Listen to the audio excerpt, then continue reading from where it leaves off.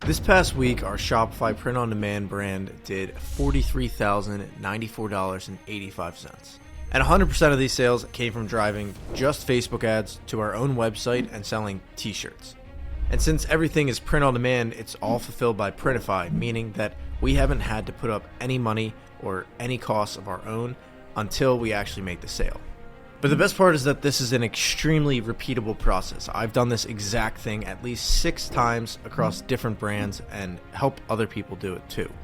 That's why in this video and this series, I'm breaking down step by step exactly how you can grow a brand just like this. So let's take a look at our dashboards and see how much we spent on ads, how much we spent on fulfilling all the products, and break everything down so we can figure out how much we took home at the end of the day. So looking at our dashboard, we started the week off with $6,182 on the 27th. Then things dipped down slightly on the 28th to just under $5,300, which that's to be expected because those are Mondays and Tuesdays, and those are typically the worst sales days of the entire week. And then things started to take a pretty crazy turn. On the 30th, we did $5,300 in sales, and on the 2nd, $5,417, and then we finished off the week with our strongest day yet by far in the entire store, $8,238.87. Our average order value was $44. We sent just under 25,000 sessions to the site, and our conversion rate was 3.5%, which gave us a total of 900 orders, and 12% of the overall orders came from returning customers, meaning that 88% of the orders completed on the site came from cold traffic, which is both a good and a bad thing. It's good because we are acquiring new customers and we're growing the brand, but bad because we would like to see the returning customer rate be in the 20 to 25% at least. And our conversion rate was up slightly. I think a lot of this has to do with the fact that it's the holidays and everybody's in a increased buying mode.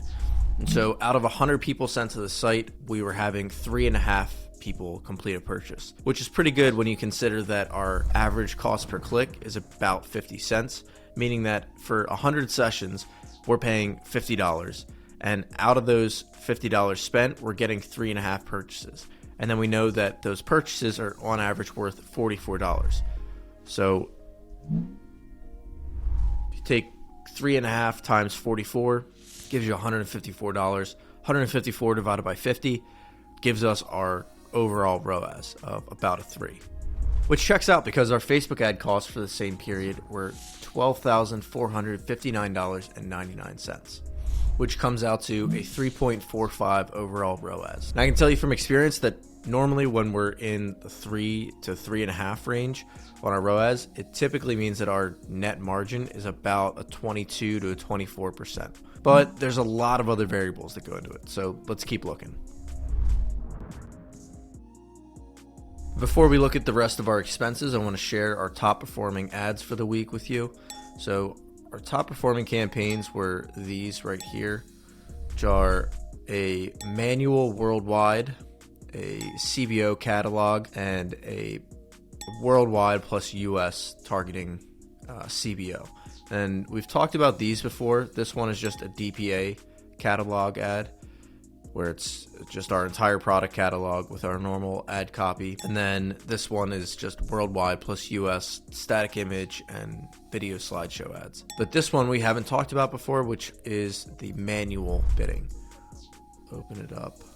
So inside the ad set of this campaign, where normally we're using automatic bidding, so the way that Facebook's advertising platform operates is like an auction. So you can picture every advertiser is in a big auction hall, and Facebook is holding up, instead of artwork or products, it's holding up ad slots. And all of the advertisers in the field are holding up their bids, the amount that they're willing to pay to get that ad slot.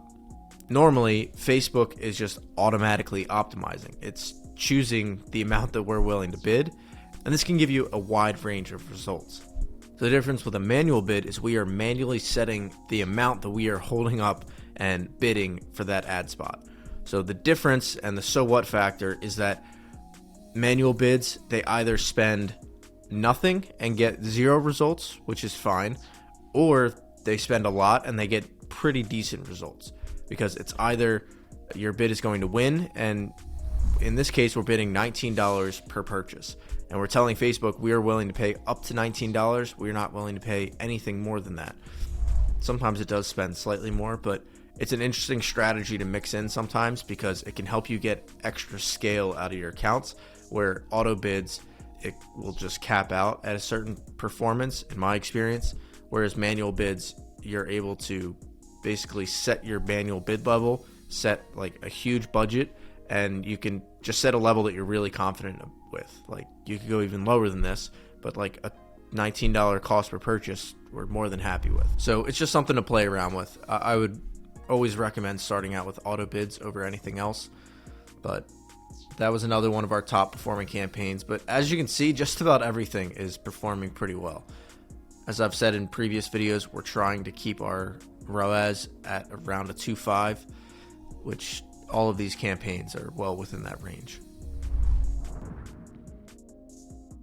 So moving on to our next biggest expense, obviously our Printify charge. This is how much we're paying Printify to fulfill our orders. So to give you some specifics, within Printify, we have selected to use Monster Digital and the Gildan 64000.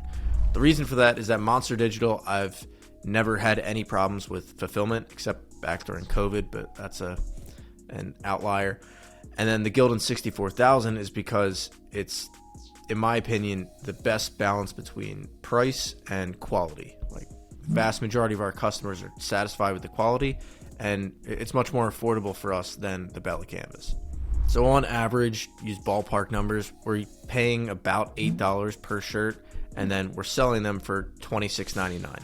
And then we also get charged $4.50 for the first item shipping, which is why we try to incentivize higher or average order values, like using free shipping incentives. So like our free shipping incentive on the site is set to $75. So we're trying to encourage people to buy at least 3 shirts, because when they buy 3 shirts, it ends up being much cheaper for us on the cost of goods to Printify. So without further ado, the total amount that we spent on Printify for the past 7 days was $18,559.06, which comes out to about 42% cost of goods. And this is a really important metric for us to track, because anytime the cost of goods percentage gets too high, the business model completely breaks. And it doesn't matter how good your ads are performing or how good your email marketing is going. If your cost of goods percentage starts creeping up over 50%, which I've had it there before, everything else pretty much falls apart. So it's a really important number for us to track. That's why we put it on this P&L spreadsheet. We track it all the time, along with our overhead as a percentage of sales. So those are 2 tricky areas where you can quickly lose a lot of margin. One is with cost of goods, if Printify starts slipping in any extra fees without you realizing. And then 2, if your overhead costs start to ramp up too much. If you start to go too app or software happy, that number can quickly start ramping up, and before you know it, you are just spending tens of thousands of dollars per month, which is fine if your revenue is growing in line with it. So for our overhead, we try to keep that under 2 to like 1.75% of overall sales. If we do 100 grand in sales in a month, we try to keep our overhead, including software, including team, everything, try to keep it under 2 grand. So right now we're on track for about $200,000 this month. So our goal is to keep our overhead under 4 grand, just as a general rule of thumb. But back to the P&L, we spent $18,559.06 with Printify. We had $2,868.20 in discounts and refunds, which brought our total gross profit to $24,478.64, which your gross profit is an important number if you're ever considering selling a business, because it's basically your top line sales minus the cost of those sales. So your product fulfillment, any platform costs, that sort of thing. Then we had $1,980 in Shopify and PayPal fees. That's actually a little higher because on Saturdays and Sundays, the Shopify fees, it looks like it's 0, but in reality, it just takes a couple days to settle. So that number is slightly higher. And then between Facebook and Google, we spent $13,032.60. Our overhead expenses were $672.33. You notice about halfway through the week they jumped up. That's because we just signed up with Gorgeous, which is a customer service software. We really didn't need that up until this point. We were very intentional about it, that we wanted to stay on just normal Gmail as long as we possibly could. But now, ramping up, especially around the holiday season when there's a lot more tickets, we really needed a software that could handle all the customer requests we were receiving. I'd be happy to make a video about that in the future. If you want me to cover our customer service, comment down below if you'd be interested in learning more about how we handle our customer service department, everything from the policies to the new software we're using to how we hire, all that stuff. I can make a video on that if people are interested. But so that's why the overhead expenses jumped up slightly. But again, our goal is to be under roughly $4,000 this month, so we're still well within that. So after our discounts, refunds, Facebook, Google, Printify, Shopify, PayPal fees, after all of those expenses, that gives us a total operating income of $8,793.71 for the week, which would be pretty nice. It's definitely not bad, especially from a margin percentage, but it gets even better because, as we've talked about before, we put all of our expenses, all of our non-ad related expenses on the Capital One 2% cash back card, which that earned us an additional $384, which doesn't sound like a lot, but when it's all profit going straight into your pocket, post-tax income, it's pretty nice. And then on top of that, we have a 5% cost of goods rebate with Printify since we've done so much volume with them. And that gives us $649.57 back, which total those two up, that gives us $1,034.19. And our grand total profit for the week was $9,827.90, which means that we averaged $1,403.99 in profit every day. And the highest day was on Sunday, where we made $2,608 in profit at a 31.5% margin. The reason it was so much higher that day was that our ads performed at a 4.43 compared to the previous days where it was at a 3, 4, 3.1. So that day, Sunday, I think holiday season was just starting to really kick off, and it just really grew quickly that day. And the sales just really took off that day. This is exciting for two reasons. One, it's nearly $10,000 profit in our pocket after a single week. But two, it's growing, and it's showing no signs of really stopping. I think there'll be some dip after the holiday season, but for the next couple of weeks, we expect really strong sales, and then we're planning on building on all that momentum into the new year and continuing to grow at 10 to 15% month over month, and eventually sell this business just like I have with multiple other brands just like this in the past. And the most exciting part is that you can literally follow along and do everything that I'm doing and build a brand just like this and sell it on the same time scale that we're doing it, on the same timeline that we're doing it.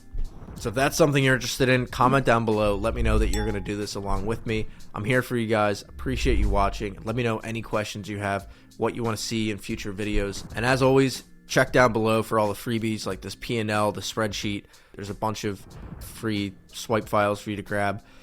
Anything that I show here, I always give it away for free so you can use it in your own business. So hopefully you find this stuff useful. Thanks for watching. I'll see you in the next video.